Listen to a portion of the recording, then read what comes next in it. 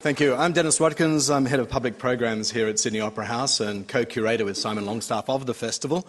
And of course that's brought to you by Sydney Opera House and the St James Ethics Centre. The speaker for this talk, Unfit for Life, Genetically Enhanced Humanity or Face Extinction, is Julian Savulescu. Professor Savulescu was born in Geelong. He holds the Uhira Chair on Practical Ethics at the University of Oxford. He's the director of the Oxford Uhiro Centre for Practical Ethics within the Faculty of Philosophy. He is also director of the Oxford Centre for Neuroethics, which is one of 3 strategic centres in biomedical ethics in the UK, funded by the Wellcome Trust. In 2009, he was awarded the title of Monash Distinguished Alumni for Outstanding Achievement, and he was also selected recently as the winner of the Thinkers category of the Australian newspaper's Top 100 Emerging Leaders Awards, and that was presented by the Prime Minister not so long ago at Parliament House. He's also presented at conferences across the world, including the World Economic Forum at Davos in 2009 and the Mont Pelerin Society's annual meeting in Tokyo in 2008. A very distinguished man with many, many books, articles and appearances, and here he is for you tonight, Julian Savulescu.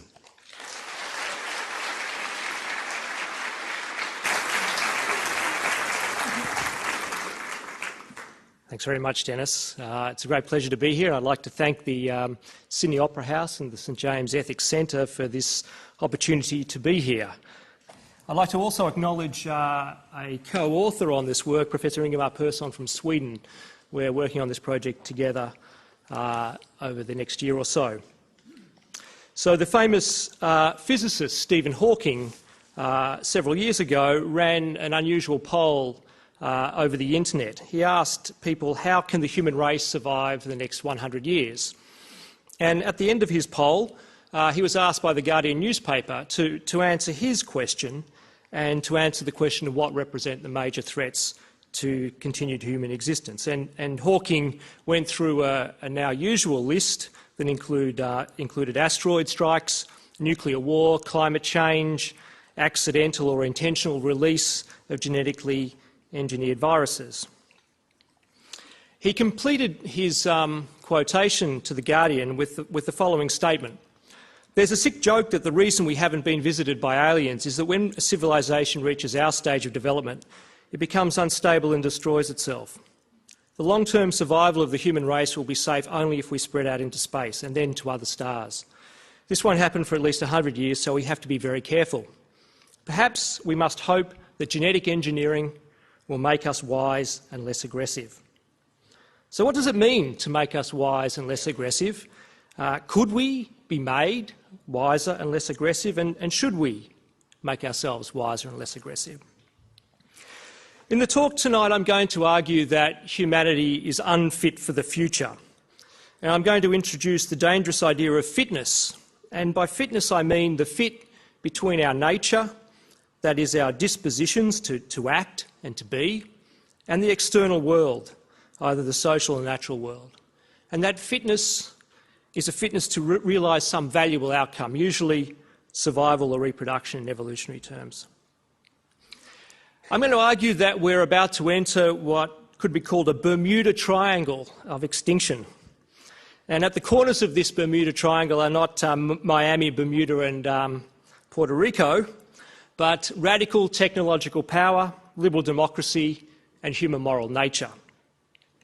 I want to focus on human beings as animals and to ask what are their dispositions to act morally and what are their limitations. And I'm going to argue that there's good reason to believe we have very significant moral limitations. Limitations that may well not have expressed themselves through our history and indeed throughout human history may have been beneficial to our survival as a species. But in the century of unprecedented technological power and in a world of liberal democracy, they represent a liability. Now I'm going to give you a quick digression because I think it's a little bit more positive than the rest of the talk and it might be something that all of you are interested in. I'm going to give you an argument now as an example of this concept of fitness that humans are unfit for love. What I mean by that is that we're unfit for the goal that many religions and many people hold dear of a lifelong monogamous relationship. In fact, Till death do us part is no longer the case. Divorce has overtaken death as the major cause for marital breakup, and up to 50% of relationships end in divorce, and this instability in relationships is constant across cultures in both pre-industrial and post-industrial societies. Now, why is it? How can we explain this failure of humans to continue their pair bond and continue to stay in a relationship until death? Well, one explanation is that our biology is not suited to such relationships. We are essentially adapted biologically and psychologically to an environment called the environment of evolutionary adaptiveness, which essentially correlates with Pleistocene hunter-gatherer existence. So while our society and technology has rapidly changed, especially in the last 10,000 years, our biology and our psychology has remained relatively constant over the last 100,000 years. And of course, human lifespan today is far longer than in that Pleistocene environment, mainly due to reductions in risks and better health. In that original environment to which we're adapted, many marriages ended in death. What would have been the length of an average marriage through most of human history? Well, given a life expectancy in the order of 30 years and assuming young marriages in the teens, at least 50% of marriages have ended within 15 years, usually due to the death of one of the partners. Indeed, you can see this pattern in recent hunter-gatherer societies, such as the Arche of eastern Paraguay. Women average 10 marriages by the age of 30, with menarche at 15, first child by 19, last child at 42, and on average 8 live births. Half of the people survive to 40, and average life expectancy is between 22 and 26 years. In such a high mortality society that was the norm for most of human existence, a mutation predisposing to long-lasting marriages would rarely have an effect.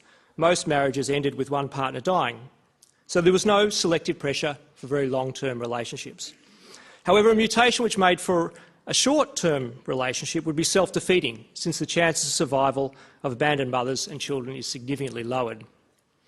So evolution favours relationships long enough to make the chances of children survive into adulthood high, yet not much longer than the expected survival of one of the spouses. And this is very consistent with actually today's average length of a relationship being 7 to 10 years. We've understood a lot about human mating behaviour and their patterns of love by studying non-human animals, in particular the voles. Voles are small rat-like creatures which inhabit the plains of the United States. And two related species of voles display different patterns of pair bonding. The mountain vole is characteristically polygamous. The male has a number of sexual partners. And the prairie vole is characteristically monogamous. Scientists have understood the basis for this different behaviour being related to different parts of the reward centre of their brain. Indeed, scientists have successfully transferred genetic material from the brains of the monogamous voles, the monogamous prairie voles, into the polygamous mountain voles and changed their mating behaviour to be monogamous. What's all that got to do with human beings? Well, the differences in their behaviour is related to a change in a receptor in the brain called the vasopressin receptor 1A gene. We've also identified a similar gene in human beings. And, surprisingly, a recent study has shown that there is a mutation or a change in this receptor in some men. And if you carry 2 copies of this mutation, the so-called 334 mutation, you're more often to report marital crisis, including threat of divorce in the last year. Your partners are less likely to be satisfied. There's less likely to be consensus and cohesion. And these are significantly different to people who carry no copies of this. And this version of the gene is associated with different activity in an area of the brain known to be associated with pair bonding. So the story that unfolds is that differences in behaviour, even differences in ability to sustain a long-term relationship, have a biological basis. They differ between different individuals, and we will be able, at some point, to influence that biology to achieve whatever goal we choose to achieve. Indeed, we can increase our fitness for love by changing the underlying biology of love. All patterns of love in human and non-human animals, or mammals anyway, follow three distinct patterns: an initial phase of lust, followed by a phase of attraction, and then a phase of bonding or attachment, which enables the young to be reared. Each of these have different neurochemical bases, and each of these can be separately manipulated. So, for example, testosterone increases sexual drive in women, oxytocin promotes pair bonding, even in the absence of mating. So, what this story tells us is our fitness can be influenced by our evolutionary history, and that it is amenable to understanding and amenable to change. Now let me move on to the Bermuda Triangle of extinction, which is a less happy story. We have a new potential this century to annihilate ourselves. Indeed, probably the greatest risk that humans face is humans themselves. A number of experts have studied the possibility of surviving the next century, including the Astronomer Royal and President of the Royal Society, Martin Rees, who's put the probability of us surviving this century at 50%. A number of experts convened in Oxford several months ago, and the median expectation of survival was 25%. During the Cold War, only a handful of people had the ability to obliterate the world through nuclear holocaust. However, technology has rapidly progressed since then.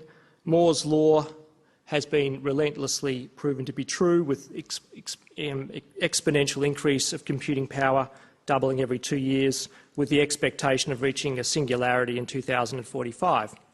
What this means is that today millions of people have access to means of mass destruction. On April 16, 2007, Sung Hu Cho killed 32 people in the worst civil shooting in the US history. Cho used 2 semi-automatic handguns, and the killings only took several minutes. However, this is nothing compared to the technology which is potentially available today or in the near horizon. Dozens of countries have poorly secured stockpiles of enriched uranium. Richard Posner, a Supreme Court judge who's also written on the possibility of surviving this century, estimates there's enough insecure fissile material to provide raw materials for 20,000 atomic bombs. Even more scary is the prospect of biological weapons. In around 2000, scientists in Canberra were experimenting on a version of mousepox in an attempt to control the mouse population by rendering mice infertile. Unexpectedly, they produced a super lethal strain of mousepox, which didn't render the mice infertile, but killed 100% of them. They published their findings on the internet, and it was immediately recognised that human smallpox could be modified in a very similar way to produce a super lethal strain of smallpox. Smallpox has probably killed more people throughout human history than any other incident. At its peak, it killed 1 in 3 people. It was eradicated in the 1970s from vaccination. There's no reason why you couldn't create a super lethal strain today that could be distributed through aerosols in major international airports and cities. It has a 2-week incubation period. By the time the first cases were recognised, a pandemic would have resulted. This sort of technology is not very high technology. Scientists recently artificially created polio using small segments of DNA that could be purchased over the internet. In the next decades, there's no reason why a backyard terrorist or fanatic or psychopath couldn't create a bioweapon that would at least destroy millions of lives. So today we live in a world which is different to the world through which humans have mostly existed, where the capacity to kill large numbers of people was fairly limited. Against this background, when we start to look at the human condition, we find very significant human imperfections. At the extreme end, we find sociopaths and psychopaths. The following is a fairly familiar story to people who read the newspaper. In 1993, 2 bodies were found on a country road in Ellis County, Texas. One was male, one female. The boy, 14, had been shot, but the 13-year-old girl had been stripped, raped and dismembered. Her head and hands were missing. The killer turned out to be Jason Massey, 20, who had decided he was going to become the worst serial killer that Texas had ever seen. He tortured animals, stalked another woman, revered killers like Ted Bundy, Charles Manson, Henry Lee Lucas. He was 9-year-old when he killed his first cat. He added dozens more over the years, along with dogs and even 6 cows. He had a long list of potential victims, and so on. When you read the quotes from parents from psychopaths, in many cases they express the view that their child was not right from birth. One woman said, "I also have a son 18 years of age. He exhibited problems since childhood. He also has rages, lies, manipulates. He's off to a very good college and is extremely bright, which makes it more lethal." It's very typical of psychopaths that they're very socially competent and intelligent. "He just hasn't been right since birth. He's no longer living with me and I pray he does well in life. My therapist said I did everything I possibly could, including therapy since the age of 3. Well, antisocial personality disorder is 5 times more common in first-degree biological relatives of males than the general population. The risk to first-degree biological relatives of females with the disorder is nearly 10 times that of the general population. Adoption studies show that both genetic and environmental factors contribute, but genetic factors play a significant role. 75% of inmates in English and American prisons have antisocial personality disorder. 25% of all inmates are psychopaths. At the extreme end of the human personality, in the form of sociopathic and psychopathic personality disorders, there's an extreme incidence of harm to others. At the moment, such psychopaths have not had access to biological weapons. It would take only one of these people to have access to the sorts of weapons that are on the horizon to wreak enormous havoc. The second problem is not one of the extreme end of the spectrum, but the problem that infects all of us, and that is the limited nature of our moral dispositions and capacity for moral behaviour. As I mentioned, through most of human history, we lived in a hunter-gatherer-like state. We lived in small groups of up to 150. We were able to cooperate within that sort of group size. We had kin altruism, altruism towards our offspring and to those that we knew closely. We had a bias towards the near future. Our tools and other means at our disposal for that long pre-scientific period of history enabled us to only affect our immediate environment during the imminent future. We had limited possibility to cooperate at one time. When people were in small groups and their efforts could be observed, they would cooperate. In larger groups, they tended to defect and free ride. And they were distrustful of strangers and xenophobic. Through most of human history, as it is today, it was much easier to harm than to benefit. So most forms of practical morality, the sorts of moral codes that people actually live by, placed significant importance on rights violating harms, so preventing people from doing harm. They placed much less importance on benefiting other people. So we think it's much worse to harm someone than it is to fail to benefit them. We also tend to have or believe that we are primarily responsible for what we actively cause in proportion to how much we caused it. This again is related to the need to prohibit harms. For that reason, we see that the results of our action, or we believe that the results of our actions are more important than the results of omissions to act. We're psychologically myopic, disposed to care more about what happens in the near future to us and some individuals who are related to us or to whom we're closely acquainted. We're capable of empathising and sympathising, but only with single individuals and not with very large numbers of people in collectives. Now, these kinds of limitations have quite striking consequences today. First of all, they result in our failure to aid. In 2008, only 5 countries, Sweden, Luxembourg, Norway, Denmark and the Netherlands, had reached the very modest goal that the United Nations had set decades ago of aid amounting to 0.7% of gross domestic product. The average for OECD nations is 0.47%, and the 2 biggest economies, the US and Japan, lie at the bottom at about 0.2%. Why is it that we fail to provide aid and to benefit developing countries, given enormous power to do so today? This is partly related to our adherence to the ACT emission doctrine, the belief that somehow we're less responsible for what we fail to do. It's to do with our limited altruism.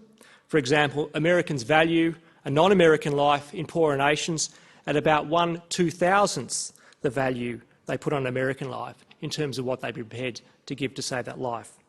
And the sheer number of subjects to whom we have to respond can also present an obstacle to the proper response. While many of you would be capable of vividly imagining the suffering of a single individual before your eyes and consequently feel strong compassion, we're unable to vividly imagine the suffering of 100 subjects, even if they're in sight, let alone 1,000 subjects when we can't see them. This insensitivity or numbness to numbers is prone to make us seriously underestimate the amount of suffering that we could alleviate but fail to in the developing world. The second example of our moral limitations is our failure to cooperate. That will contribute to our failure to respond to the environmental crisis. Now, I was just at Archbishop Pell's talk, and I was interested to learn that there isn't good scientific evidence to support global warming or the contribution of humans to global warming. These are clearly complicated questions. Let me just assume, for argument's sake, that we do think there is a problem with the environment and that we do believe that humans should be doing something about it. But if you don't believe in the environmental crisis, take some other global problem like the failure to aid. The environmental crisis is an example of the tragedy of the commons. In this tragedy, herdsmen will tend to overgraze a limited amount of land.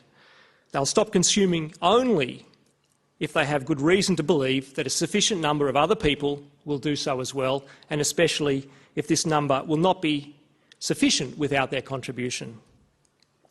As long as the number of herdsmen involved is small, herdsmen are more likely to know each other personally and to have developed concern and trust for each other. This is how humans have developed. Likewise, if their number is small, it will be easy for them to keep an eye on each other and detect free riders. So David Hume, the famous Scottish philosopher, gives the example of two men in a rowboat. Even if they don't know each other or trust each other, if one fails to row, it's obvious, and they go around in circles. So when people are in small groups and their contributions can be seen and have an effect, they tend to cooperate. But when they're in much larger groups and their contributions are much less obvious, they tend to free ride. Environmental problems that we face today are not caused by the sorts of problems of cooperation that we had through most of human history. They're caused by huge states with millions of citizens who are largely anonymous to each other and so have little reason to trust each other. The masses of people make it easy for free riders and defectors to escape notice, and humans have a tendency to free ride. As the number of agents involved in a cooperation problem grows, a stage is eventually reached at which the contribution of each agent to the total outcome is negligible or imperceptible. Then an individual agent can have no altruistic, and even more so, no self-interested reason to contribute. The contribution of each of us to the environmental problem and degradation is imperceptible or negligible. Thus, the prohibition of ordinary common sense, morality, against harming doesn't kick in. What could make us cooperate is a sense of fairness or justice, that it would be unfair to those who contribute by cutting down on their consumption of natural resources and the release of waste to free ride on their sacrifices. But this feeling of unfairness will be weaker when many of the other parties are anonymous and there is no concern for them because they're strangers. Other reasons to believe that we won't solve the environmental crisis through human cooperation are the following. Firstly, as Archbishop Pell displayed previously, there's uncertainty about our contribution or the magnitude of the problem. Whatever effects will occur in the further future, and we're biased towards the near future. The effects will largely be borne by strangers or others in Africa and Southeast Asia. Moreover, the sustainable level of welfare that's consistent with control of the environmental problem is much lower than we currently enjoy in Western democracies. If all 6 billion people alive today were to reach the standard of living of people in Western democracies, the human impact on the environment in the form of consumption of resources and the release of waste products would be 12 times higher than it is today, which is clearly unsustainable. If we were to reduce our level of well-being to a sustainable level, we would have to radically, at this point, reduce our consumption of oil, give up largely driving cars as we know them, using airline travel, and we'd have to stop eating meat. However, Western democracies have shown that their citizens are very selfish. One survey of US citizens showed that 52% declared that they would refuse to support the Kyoto Protocol if it would cost an average American household an extra $50 per month. So more than half of Americans wouldn't spend more than $50 per month to contribute to combating the global crisis. Only 11% would spend more than $1,000 per month. So, I believe we're unlikely to change our attitudes to aid or to cooperate to solve problems that occur at a global level, like the climate crisis. Liberal democracy is around 200 years old. It arose around the time of the Industrial Revolution, as we were able to produce more and own more. It's characterised by empowering individuals, bestowing the maximum range of freedoms possible, tolerance and liberal neutrality between different conceptions of the good life and different value systems, multiculturalism, and tolerance to minorities. However, in a world of radical technological advance, it enables violent minorities to access the means of destruction.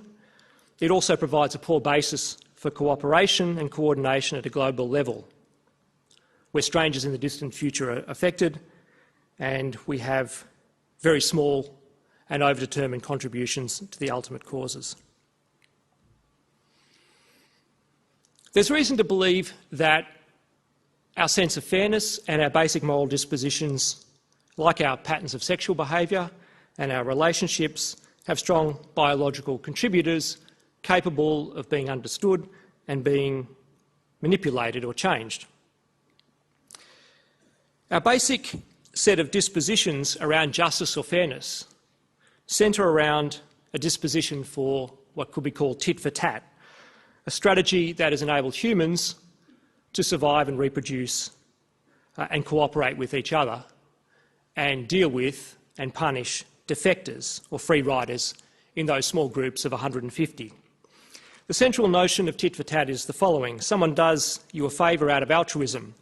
You should respond with gratitude and a desire to return the favour with a proportionate favour. Someone harms you, the proper response is anger and a desire for retaliation, the tit for tat. It's easy to see the usefulness of these responses in populations where they are widely but not completely pervasive. For adequate gratitude encourages the giving of new favours, and proportionate anger discourages future aggression.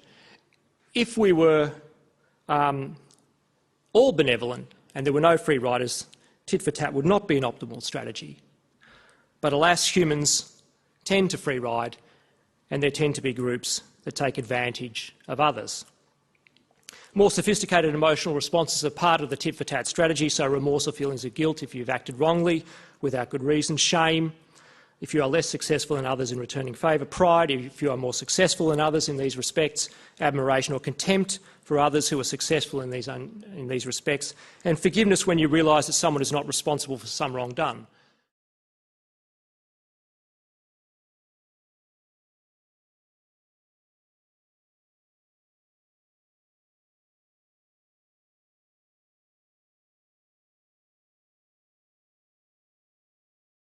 Now, this evolutionary explanation of our basic moral dispositions is grounded by the sorts of cooperative strategies that would have enabled humans to survive.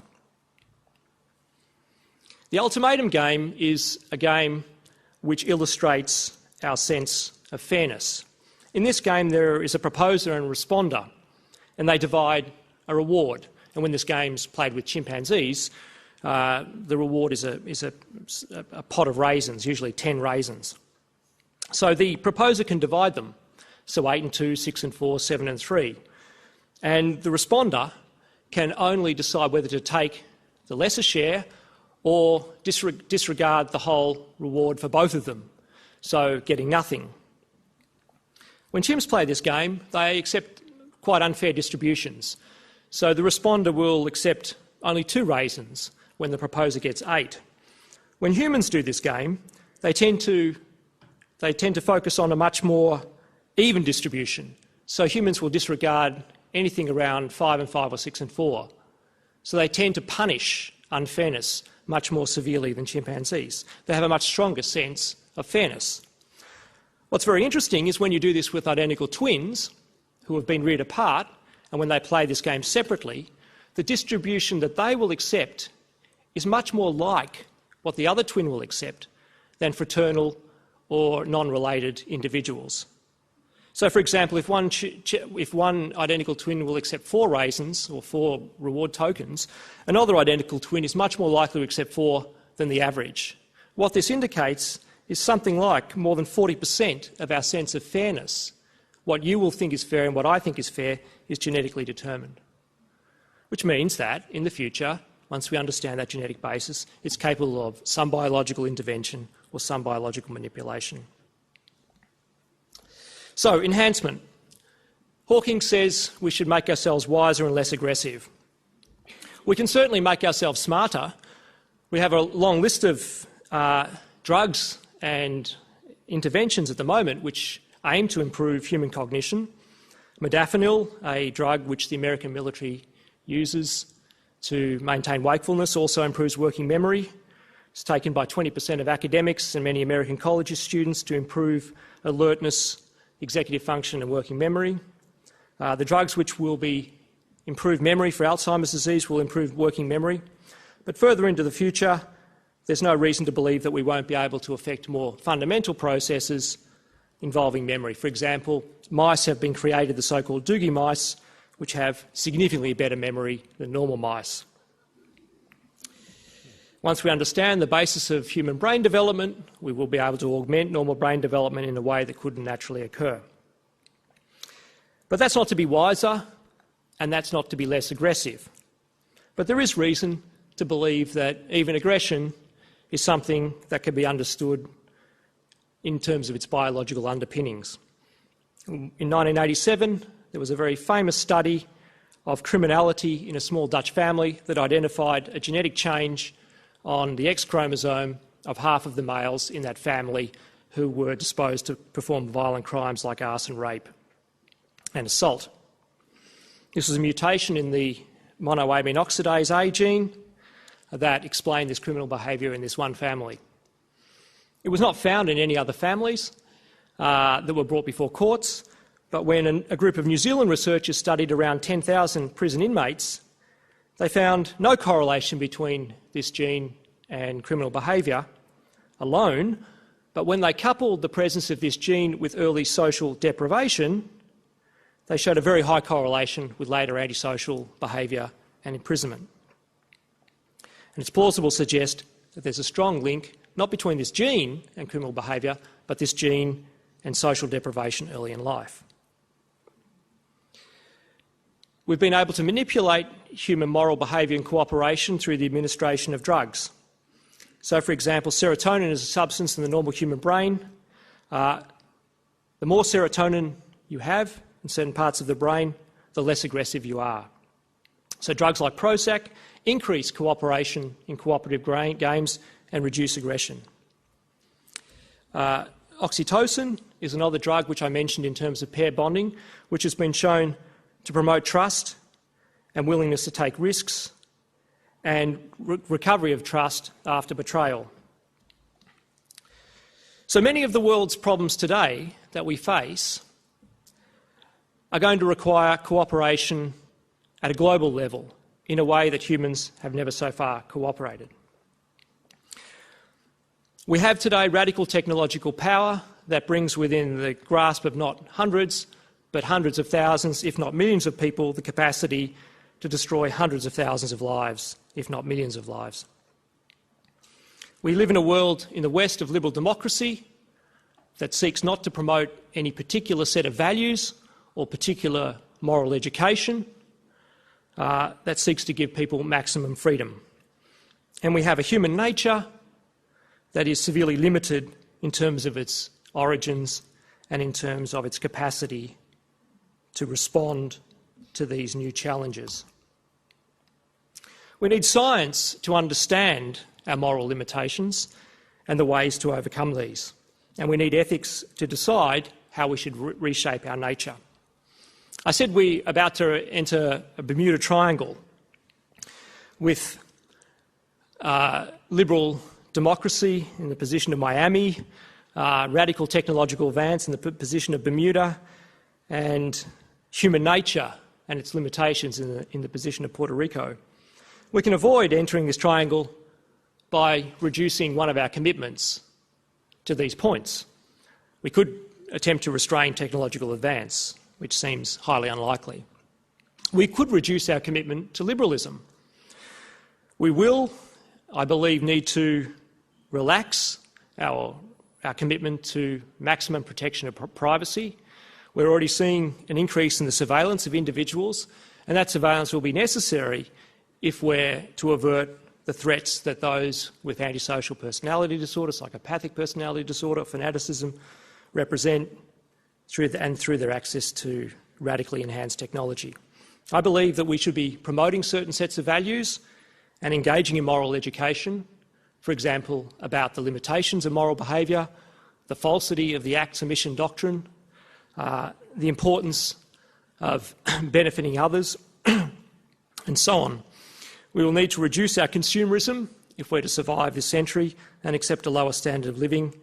We'll need to accept an ethics of restraint, and we'll need to adopt long-term strategies that go beyond a typical electoral term of 3 to 5 years. All of these will require moving away from at least the very adherent, the very extreme adherence to liberalism that we've so far enjoyed. But as I mentioned, this century, I think, represents, for the first time, a century where humanity becomes the greatest threat to humanity, both at the individual level, in the form of the psychopath, the sociopath or the fanatic, and their possibility of not just killing 32 people in several minutes, but killing many hundreds of thousands, if not millions. We also represent a general threat to ourselves. We have a set of dispositions that make us very ill-disposed to give up our standard of living, to collectively cooperate to solve the world's global problems. And the answer may lie not only in terms of our political institutions and the degree to which we curb our commitment to liberalism, but also inside ourselves. I think that the genetic and neuroscientific revolution that we're a part of today represents a second great human enlightenment. In this case, an enlightenment of the human condition, an understanding of our nature as animals, of our dispositions to act, why some people will kill, why some people will give. I think it's time that we acknowledged our human imperfection, identified our moral limitations, and employed strategies to correct these. The title of this talk was, I think, something like Unfit for the Future, Genetically Enhance Humanity or Face Extinction. That was a little bit of an exaggeration. We should adopt whatever strategies are most effective at protecting our future. And moral education, the inculcation of various values and ways of living are no doubt an important part of this. But it may be that as science progresses, we have at our fingertips the ability to change our nature. We already have the ability to select against the monoamine oxidase A gene through genetic selection of embryos, and that power may increase. It's up to us to make a decision whether we use that power, but it may be, as Stephen Hawking said, that our chances of surviving are dependent on how much we can change the nature that's essentially stuck in a world 100,000 years ago. Thank you.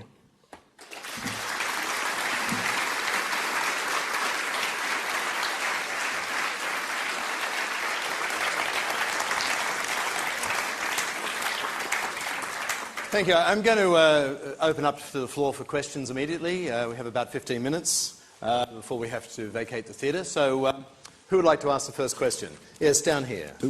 And how do you plan to genetically modify, or what is the plan to genetically modify our emotions, and how do we go about doing so? Okay, so the question was, how do we genetically modify our emotions?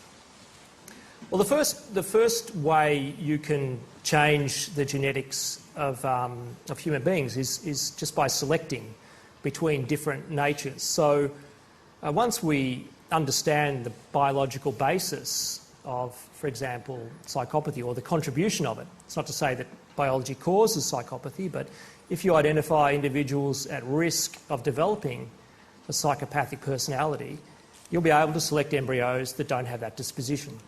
So as I mentioned, we could already do that with the gene that was involved in that Dutch family. So one way of modifying the emotions of future generations, or modifying the moral behaviour, is to select out those characteristics that represent a threat to the survival of humanity. More further down the track, you may be able to genetically alter those embryos, or to provide drugs that change people's behaviour. So we already do this today in the United States, where paedophiles are offered an alternative to imprisonment. They can have hormonal castration with estrogen to reduce their sex drive. So how do you change human behaviour? Well, one way is to change biology. And the hormonal castration of paedophiles is just a very crude example of how we may be able to influence behaviour, not through threat of punishment, not through necessarily direct voluntary choice, but through the use of our understanding of biology. You referred a lot to the we who would do the changing, and given that we don't live in a Platonic state with the rule of the philosophers, and what we know about those who are in decision-making positions, how do you propose that the we who makes decisions about the moral direction of humanity makes those decisions according to criteria that you might want to embrace? Yeah, I don't know the answer to that question, and I'm quite pessimistic about it, because many of these problems are long-term problems that will affect generations way beyond the normal term of government. So governments clearly have an interest in reducing risk of terrorism, because if a terrorist event occurs during their term, that's likely to badly reflect on them. They don't have as strong a commitment to ensuring the survival of humanity further down the track, or the solving of a climate crisis. So the ability to respond to these problems, given our current system of government, is limited. And I guess the only way forward is for people to understand, and for us to try to educate people about the importance of these, and to move to a more responsible form of government. But I don't know the answer to how we will do it. We don't have a world government that could implement the sorts of policies that are necessary to coordinate human beings, given their extremely limited nature. So that's one of the biggest challenges we face this century. It's a political challenge. Yes, over here. Thank you for your talk. It's very erudite. A quick question in regard to gender selection that is currently prohibited in Australia. If we can't take a relatively simple approach in regard to a moral approach in this particular area, how do we then expand to something that is far more difficult to judge, that is human feelings and further morals? Well, I think that the people are not really concerned about... I mean, I agree with you. I don't think there are any good reasons to prevent gender selection in Australia, and I've written articles defending that. The reason why it's not a great public issue is because not very much hangs on it. A few people have their preferences frustrated.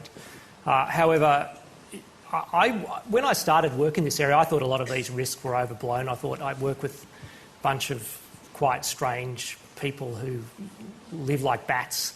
They work all night and they work on these, and I thought it was all quite crazy. But the more I've the more I've looked into it, the more frightened I've become, and I think it is one of the biggest ethical challenges that we face. And I think that once people realise the stakes, so it will take a significant terrorist event or a significant global crisis before we realise that actually science won't necessarily deliver solutions to all of these problems. In fact, in some cases, it may make catastrophe possible. And at that point, the stakes will be much higher than they are in gender selection. So, my prediction is that we won't take seriously the gravity of this problem until it becomes apparent. In the case of global warming, that will be probably too late to make a significant change to it. But in the cases of significant mass destruction, it may be that we have a sort of significant warning that makes us... And we've already seen that with increased surveillance. I'm an educator in creativity, and I've seen the effect that Prozac, which you mentioned earlier, has on creativity among my students. I'd say about probably 15% of them suffer from depression. So the question I've got there is, what about the side effects? I mean, it's all very well to make man or woman better. I guess nature makes us just good enough. But I was reminded in your commentary about Aldous Huxley's book, Brave New World. And I, for one, would rather be the savage, and I'd like to live and die a savage and have that experience and the rawness and the vitality that you don't get from drugs like Prozac and God knows what when you start to modify humans. Well, there may be no world for you to be a savage in, that's the problem. It's, I guess, the point that I was trying to make. It's not really a question, are we going to choose this society or that? It may be that we have no society. So there is an existential problem that I think exists with this coming together of significant technological power that I've only sketched here and human limitation. So it may be that we have very significant moral reasons to change ourselves. Now, you mentioned the question of the side effects. That, I think, is one of the biggest problems, that we don't take seriously the possibility that science can illuminate and change basic parts of human nature and behaviour. It is a fringe topic compared to medical science and most of the other areas of science. In fact, it should be one of the most important and well-funded areas of research today because it's of crucial significance to us addressing the problems of the 21st century. And one of the ways of doing that is to study the side effects, to understand better what the pluses and minuses of taking Prozac are or what any particular intervention are. So, for example, what you see today is, I mentioned this drug modafinil. It's a drug which was developed for sleep disorder, narcolepsy, but it's been shown to be a new class of drug that improves wakefulness and working memory. Now, in 2007, it became worth $1 billion, the one version, and we estimate it'll be worth $10 to $17 billion in 10 years' time. Huge numbers of people take it, off-label. We don't know what the effects of taking modafinil are in a long-term way in a normal population because scientific studies are only done for narcolepsy. So one of the ways in which you can have a rational debate about these topics is to start to study precisely these elements. And if it's the case that some intervention that renders people less prone to manic depression also reduces their creativity, then that's an important fact to know, an important fact to deliberate about. But at the moment, we're not even doing the research that's necessary to answer those questions or to make decisions because we have a fundamental objection to meddling with human nature or even to understanding it. Professor, could you see a problem in applying, say, embryo selection in a liberal society? You might be breeding a group of... the people who are likely to access that technology to make their offspring less violent might be breeding a race of even nicer guys who will finish even further last. Could you... It seems to me the problem might be the people who are against a liberal society. Could you justify perhaps using technology against them? Perhaps putting Prozac in the water of a war zone, because that might be more targeting the real problem where it lies. Otherwise, the only people who will access it are the people who are likely to have those values in the first place.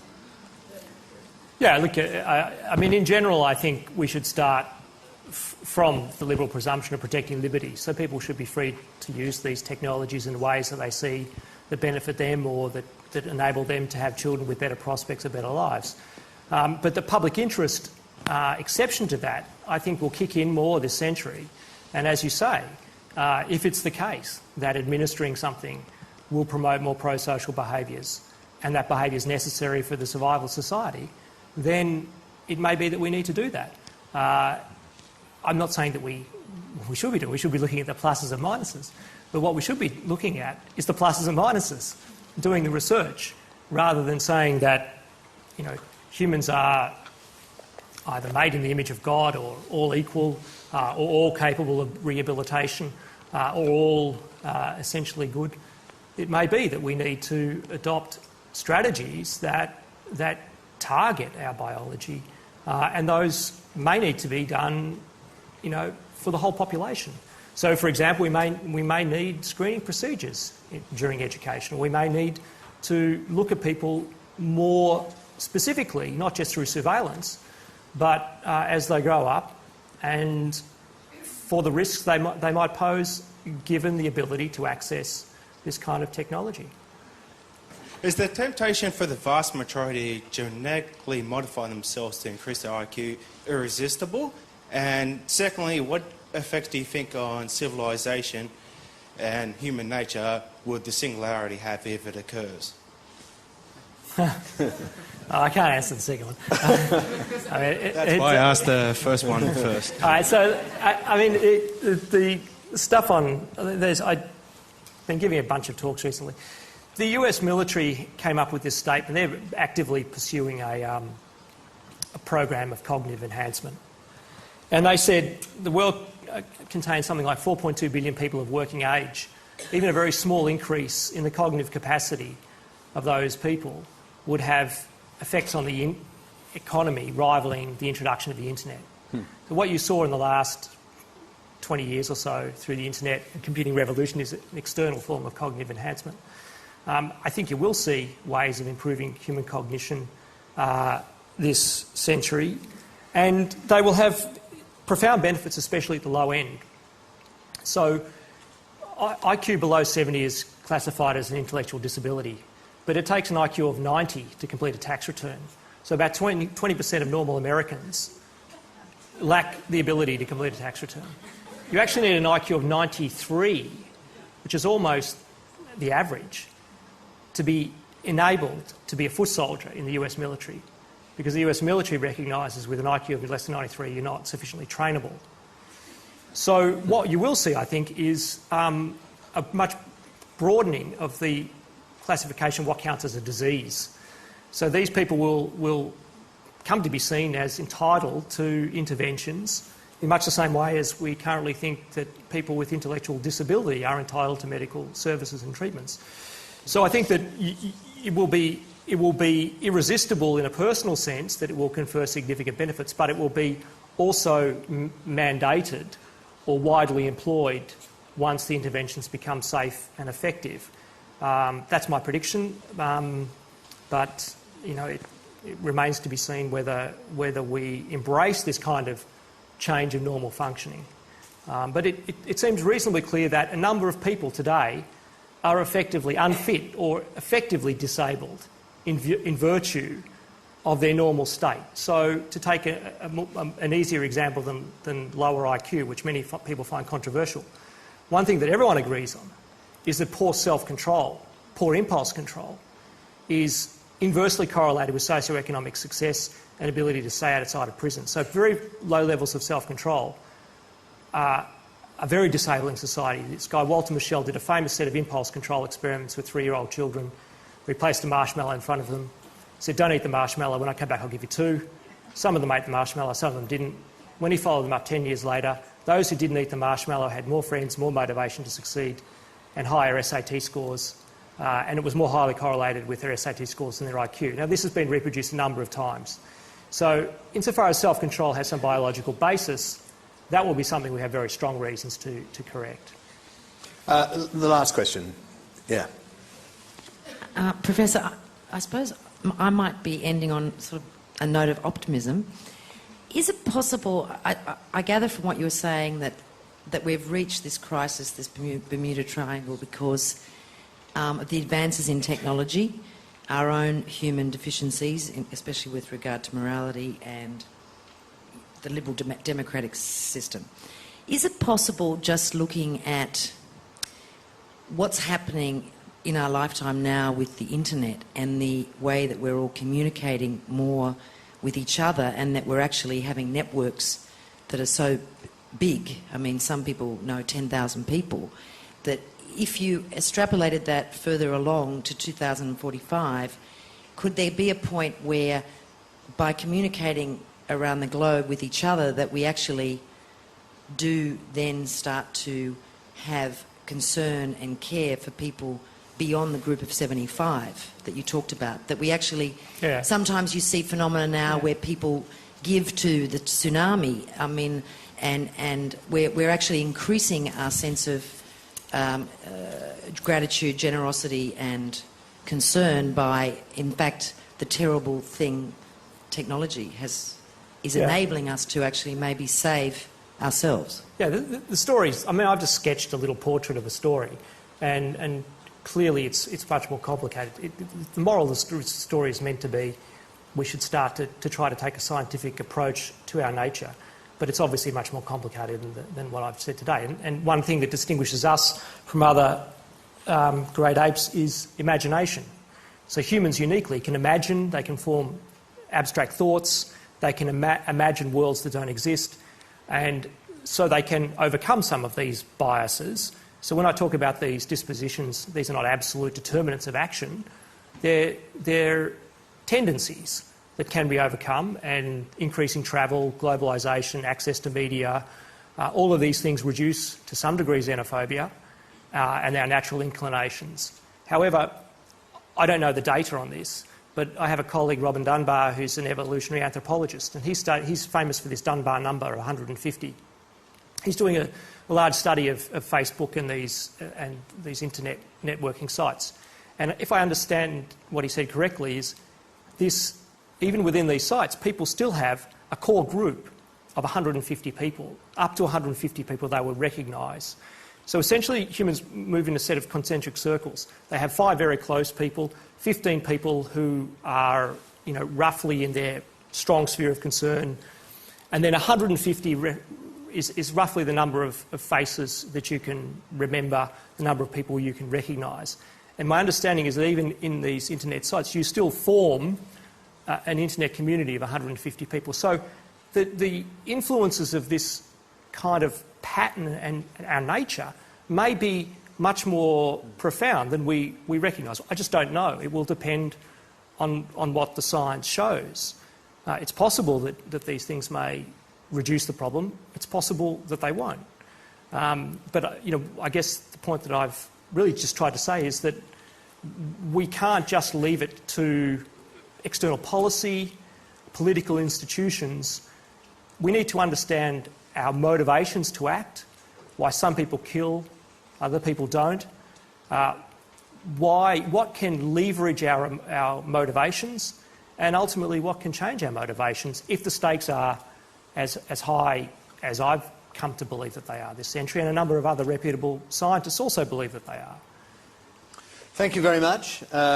Please thank Julian Savulescu.